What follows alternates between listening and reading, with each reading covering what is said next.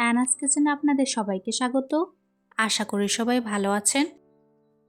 আজকে আমি বানাবো সম্পূর্ণ নিরামিষভাবে মিষ্টি কুমড়োর শাকের রেসিপি। এই রেসিপি বানানোর জন্য কি কি উপকরণ নিয়েছি চলুন দেখে নিই।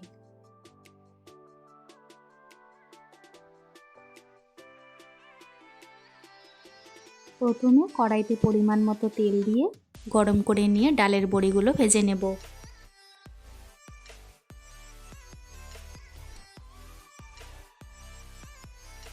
ডালের বড়িগুলো হালকা রঙাশ অবধি ভেজে নিয়ে একটি পাত্রে তুলে রাখবো।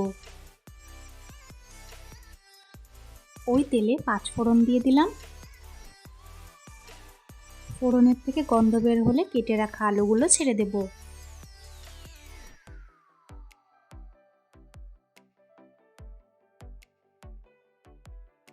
আলুগুলো 1 মিনিট মতন ভেজে নিয়ে পরিমাণ মতো নুন, কয়েকটি কাঁচা লঙ্কা ও বেগুন দিয়ে ভালো করে নাড়াচাড়া করে নেব। হালকা করে ভেজে নিয়ে সামান্য হলুদ গুঁড়ো, এখন কুমড়োর ডাঁটাগুলো দিয়ে দেব।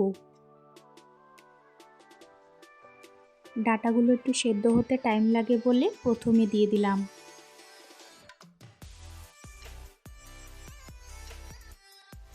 এরপর কুমড়োর পাতাগুলো দিয়ে 5 মিনিটের জন্য ঢাকা দিয়ে রেখে দেব। আজকের রেসিপিটা যদি আপনাদের ভালো লাগে আমার চ্যানেলটিকে লাইক, শেয়ার, সাবস্ক্রাইব করে আমার পাশে থাকবেন।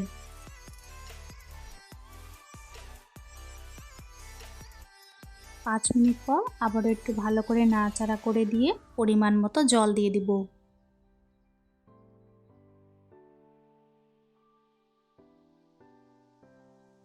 আরও 5 মিনিট মতন কুক করে নিয়ে হাফ টিস্পুন চিনি ও ভেজে রাখা ডালের বড়িগুলো ছেড়ে দেব।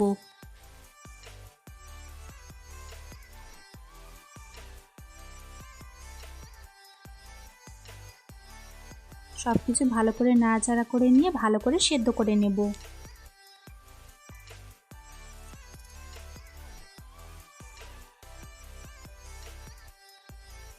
এই মিষ্টি কুমড়োর পাতার রেসিপি খেতে কিন্তু দুর্দান্ত হয়।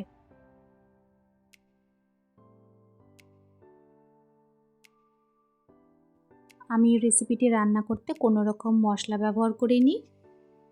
এর জন্য হাফ টিস্পুন আটা বা ময়দা গুলে দিয়ে দিব। এতে করে কোনো শাকের পানসে ভাব থাকবে না।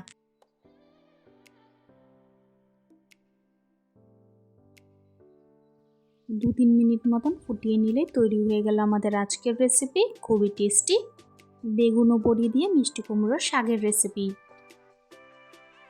রেসিপিটি কেমন লাগলো অবশ্যই কমেন্টসে জানিও। আমার রেসিপিটি ফলো করে এইভাবে কুমড়ো পাতার রেসিপি বানিয়ে খাবেন, আশা করি ভালো লাগবে।